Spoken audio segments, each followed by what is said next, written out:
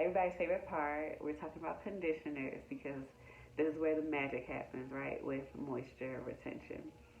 So, there are plenty of types of conditioners out here as well, and let's talk about them.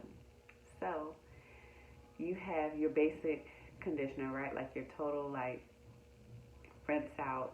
You just put it in for 2 to 3 minutes, rinse it straight out. You have those kind of like instant conditioners, and then you also have like your deep conditioners. You have deep conditioners, then you have reconstructive slash strengthening protein conditioners, and I believe that's all the ones that you really should even care about, honestly. Um, so yes. So and then you also have mask as well, but they kind of fall into the same line of reconstructive strengthening conditioners. But why should you even care about which conditioner you use?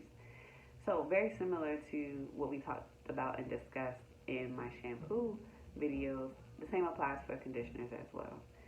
This matters because you're gonna get bad results or poor results when you don't actually use conditioners that are marketed, or not even necessarily marketed. Mm. You will not get great results using conditioners that aren't targeted towards your hair. And I don't want to say like targeted toward your hair type either. So let's say, for example, your hair is very limp or very thin. You don't want to use a very high, dense kind of conditioner or that's really thick because it's just going to weigh your hair down even more and you're not going to have that bounce and that lift and that shine that you are desiring. And same as on the opposite scale. If your hair is pretty coarse and it's like you feel like, oh my gosh, like my hair can't get any thicker, like I don't know what to do with it, what conditioner is good for it, you might want to use a lighter weight or medium weight conditioner with it because your strands can actually only absorb but so much moisture you put into it. So leads me to my last point about conditioners. If your hair, you notice your hair is going through a lot, like it's shedding a lot, you have some breakage going on, it's just really, you can just tell your hair is damaged or in a bad health state. And then that's when you want to pull out the reconstructive type of conditioners or masks, and that really helps give your hair a boost of protein, strength, and also kind of help rebuild some bonds. So those are great, like I said, conditioners for those kind of issues. However, if you are using conditioners and you aren't seeing the improvements that you're looking for, then it's time to see a professional. I know people don't really like to rely on professionals that often, but from time to time you do need to check in with a professional if you can't get your hair under control, which goes back to my healthy hair care progress sheet that I created for you in my healthy hair care course, because you can keep track literally of your hair and be like, okay, my hair's doing this, I need to go see somebody.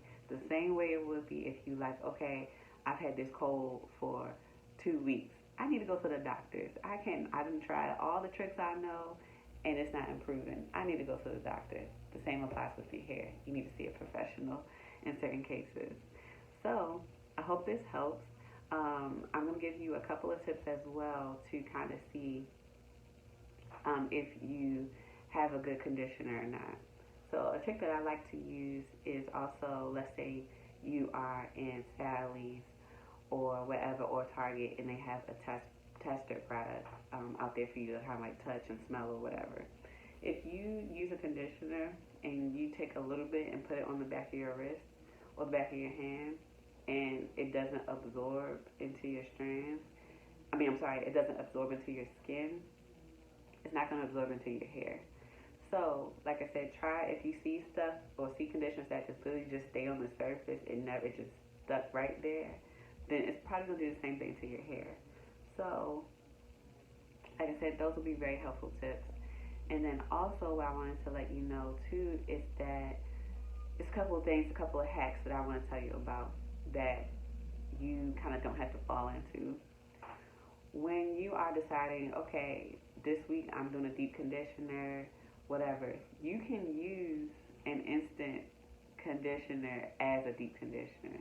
Does that make sense? And vice versa. So let's say, for example, like I said, you want to deep condition your hair this week, but you don't have a product that says deep conditioner on the front, but you have regular conditioner at home.